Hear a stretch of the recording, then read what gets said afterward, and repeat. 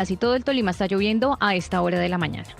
8:18, muy apretado, Darcy, Santiago, Juli, muy apretado el resultado de esta primera vuelta en Ecuador. En un momento se pensó que de pronto el presidente no alcanzaba a evitar la segunda vuelta. Por supuesto, en las toldas opositoras habían dicho que ellos iban a ganar y que podían ganar en primera vuelta. No ocurrió ni lo uno ni lo otro. Escrutado el 88% de las mesas, el resultado daba 44.36 para Noboa contra 43.90 para Luisa González. Saludamos a nuestra querida compañera Andrea Bernal, periodista de RCN, de NTN 24, y además alguien que estuvo en esta casa y guardamos los mejores recuerdos. Andrea, buenos días. Juan, ¿cómo estás? Muy buenos días, saludos a la mesa, gracias por la invitación para hablar del Ecuador y de este resultado que no sé qué tan bien lo haya recibido el presidente Noboa anoche.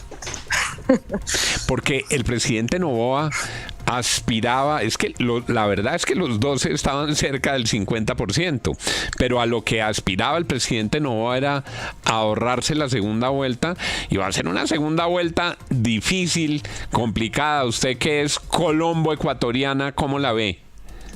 Dura, como bien dices, va a ser una segunda vuelta durísima.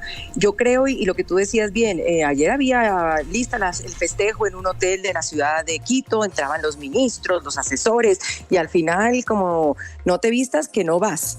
El presidente Noboa no fue a la celebración, se quedaron todos en Palacio, porque la narrativa que sí se había vendido, Juan, era que Noboa podía entrar en primera y ganar la primera vuelta, y listo, se cerraba esto. Y al final, cuando empezaron a escrutar, veíamos una diferencia de 10 puntos, y como bien tú lo dices, hoy está en 92.2 escrutado, y hay menos de un punto, hay como la mitad de diferencia. Entonces, es decir, está muy, muy cerca en ese margen de error. Imagínate, 43.83 para González, 44.31 para Noboa. Es nada la diferencia que hay, todavía falta. Y quienes dicen que González podría entrar primera, que es lo que algunos tracking nos habían mostrado unos días antes, pero va a estar duro, porque además tienes la tercera fuerza que queda ahí, Pachacuti, con un 5%, sí, muy por debajo, pero acuérdese que él es el movimiento indígena.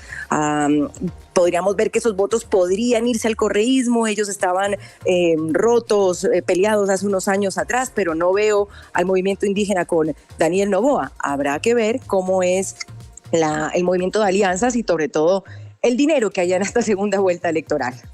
Sí, ahí está, todo va a depender cómo se repartan esos voticos que quedaron ya por fuera y que serían determinantes. Pero Andrea, ¿qué pasó con Noboa? Es decir, estuvo 2 años en el poder, la gente no está tan contenta con su labor. ¿Qué es lo que pudo haber hecho que él no ganara en primera vuelta como estaba esperando? Pues Darcy, hola, buen día. Recordemos que él estaba 1 año, 3 meses en el poder, porque está completando el periodo de Guillermo Lasso, que en el 2023 llama a la muerte cruzada, disuelve el Congreso, llama a unas elecciones atípicas, y por eso es que volvemos ahora a una elección que es para tener un periodo completo. Muchos decían que era el presidente de teflón, le estaban dando la oportunidad de que pues en 1 año y medio no se puede hacer mayor cosa o no se hizo mucho, entonces vamos a darle la oportunidad. Yo creo que hay varias cosas que hoy vemos no fue tan de teflón y le pasa en factura. La crisis energética en el Ecuador de casi 2 meses, el país en 12, 14 horas sin luz, y luego el tema de seguridad que no ha logrado resolver. En el último trimestre hay 792 personas asesinadas, está lo de los niños de las Malvinas. Entonces esos temas yo creo que al final le terminan pasando una factura al presidente Noboa, que hoy lo dejan pues con esta apretada carrera para segunda vuelta, y teniendo en cuenta también que la costa ecuatoriana sigue siendo muy correísta, son 20 años trabajando, teniendo una identidad más que bien, si el presidente Correa gusta o no, es un caudillo que está en el país, y pues en la sierra Noboa gana, pero Noboa de todas maneras es un nuevo político, si lo podemos decir, es un empresario, y la costa ecuatoriana le da esta gran victoria, digamos, porque Luisa González ha dicho que es una victoria. Noboa todavía ha guardado silencio. 8:23. Muchas gracias a Andrea Bernal, nuestra compañera de RCN y NTN 24, Colombo Ecuatoriana, por este reporte. Andrea, gracias. Todos, buen día. Sumamos a esta hora a nuestra transmisión al profesor Santiago Basabe, politólogo, profesor de la Universidad San Francisco de Quito, con la misma pregunta. Profesor Basabe, gracias por estar con nosotros. ¿Cómo se ve la segunda vuelta? Hola, buen día con toda la audiencia en Colombia. Es una segunda vuelta difícil, bastante más difícil para el presidente Noboa, me parece, por estas cuestiones paradójicas a veces de la política. En esta ocasión, la candidata de la Revolución Ciudadana llega en segundo lugar, no en primero, como fue en las dos elecciones anteriores, pero creo que hoy por hoy es cuando más oportunidades, más posibilidades reales tienen de llegar a la presidencia de la República, por la correlación de fuerzas que se ha dado en esta primera vuelta. Entonces, mientras la señora González tendrá que capturar fundamentalmente los votos del movimiento indígena, que ha quedado en tercer lugar, muy distante, pero en tercer lugar. En el caso del presidente Noboa tendrá que recoger muchos votos, pero de muchos candidatos, pocos votos de muchos candidatos. Entonces va a ser una segunda vuelta complicada y nuevamente yo creo que en esta ocasión, al menos al día de hoy, las posibilidades de la Revolución Ciudadana de volver al gobierno son mayores.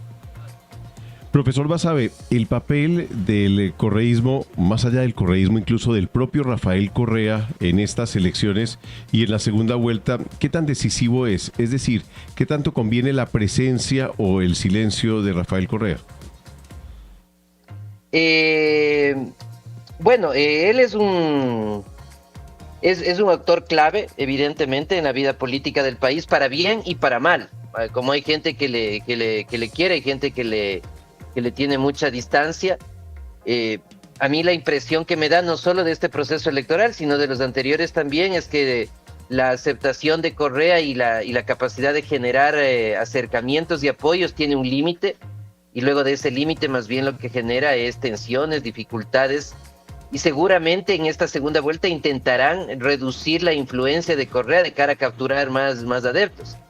Evidentemente eso es fácil pensar, pero es difícil quitar el Twitter o el X desde Bélgica, ¿no? Y entiendo que esa es la gran disputa que han tenido históricamente la gente cercana al expresidente. Pues es la voz del profesor Santiago Basabe, politólogo, analista político en Ecuador, frente a la muy apretada primera vuelta y a la muy compleja segunda vuelta, donde se va a jugar ni más ni menos si el correísmo regresa al poder o si el joven presidente Daniel Noboa logra conservarlo. Gracias, profesor Basabe. Gracias, un saludo para todo el pueblo en Colombia. Gracias. 8:26 de la mañana. Tal vez la persona más cercana en el gabinete al presidente de la República